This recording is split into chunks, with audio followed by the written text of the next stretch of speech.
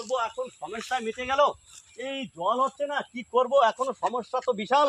এই 3-4 দিন ধরে বৃষ্টি হচ্ছে না তো, ভীষণ খারাপ এটার মধ্যে পড়েছি, ভীষণ বিপদে। কি করি আর, সালা জল টল আসছে না, কি করি, মেশিনটা চালাবো না কি করব, বিপদে পড়ে যাচ্ছি। হ্যাঁ কি আছে? আরে এই পুকুর লিজ দিছি বুঝলি, হ্যাঁ 3-4 দিন বৃষ্টি হচ্ছে না, আমি বিশাল সমস্যায় পড়ে এই গেছি। পুকুর তোমার? হ্যাঁ সে চাল তুই অবাক হয়ে যাচ্ছিস? চাল নেই চুলো না, একবার নিধিরাম সর্দার। এই পুকুর তোমার? তাই কি এই পুকুর কিনতে পারো? এই উল্টোপাল্টা কথা বলছিস এই কেন তুই? পুকুরে যে পরিমাণে মাছ আছে, হ্যাঁ। সেই মাছ ছাড়ার পয়সা তোমার কাছে আছে? আরে পাগল, লিজ দিছি আমি। লিজ? তাই কি তোর উল্টা পাল্টা বকিস শুধু? লিজ নেছো এই পুকুরে? পুকুরে নেই জল, হ্যাঁ। ওইখানে মোটর। তুমি আরে একটা কাজ মোটরে, করো তো, হ্যাঁ। মোটরটা চালাও তো। মোটর? হ্যাঁ, মোটরটা চালাও তো তোমার।